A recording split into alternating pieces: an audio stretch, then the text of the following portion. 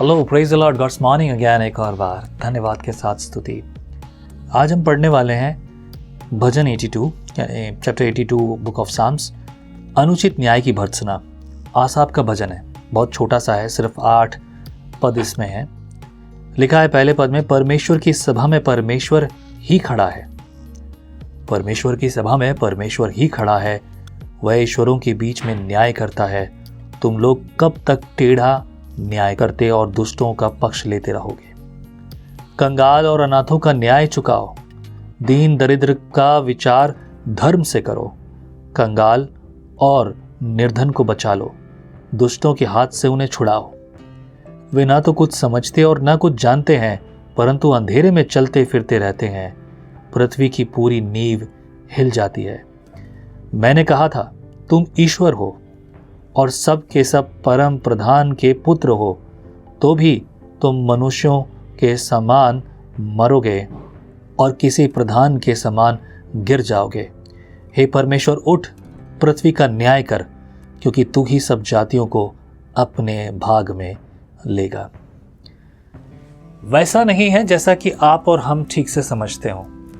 आप और हम जैसी प्रार्थना करते हैं, जैसी बात करते हैं, उस तरह का लेखन तो नहीं है। मैंने बहुत कोशिश की इसे पढ़ने की अपने तरीके से कि it should looks like a decent prayer और रिक्वेस्ट और सजेशन और हार्ट, वर्ड ऑफ हार्ट, दिल के शब्द, ऐसा मैंने बहुत कोशिश की, but I couldn't read that.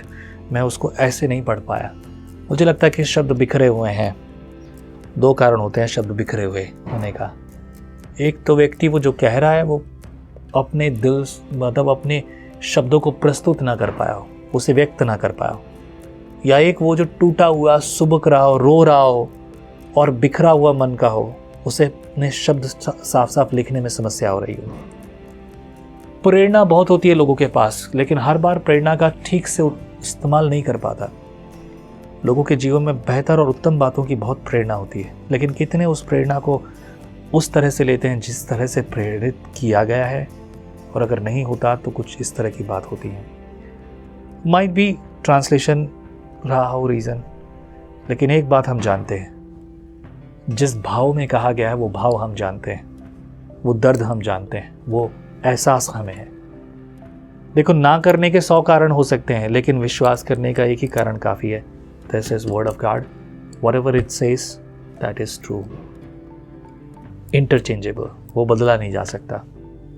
Let's pray. Lord, give us wisdom to understand thy word. प्रभु, तेरे वचन को सुनने, समझने, सीखने और उसे अपने जीवन में लागू करने के लिए बुद्धि ज्ञान दे। तेरी अगुवाई में चला, गलत बातें हमसे, हमारे परिवारजनों से, अपने लोगों से दूर रहे। सिर्फ तेरी भलाई, तेरी अगुवाई और तेरे आगमन का इंतज़ार हो खुदा।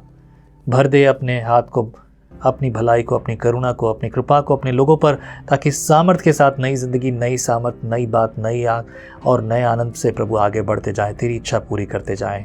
धन्य तू जो तूने प्रार्थना सुन ली है। यीशु मसीह नासरी के नाम से दुआ में मांगता हूँ, आमीन। आमीन। Be blessed. प्रभु बहुत आशीष करे, उसके जैसा कोई नहीं। आमीन। Praise the Lord. जय मसीह की। परमेश्वर का वचन जीवन देने वाली रोटी है। आओ हम इस जीवन देने वाली रोटी का और मजा लें विजनरी टीवी पर। हम हमेशा सोचते हैं कि शायद मैं भी बाइबल कॉलेज जाकर बाइबल को अच्छे से सीखता, और अब आपके लिए है visionary TV, deep Hindi Bible study के लिए।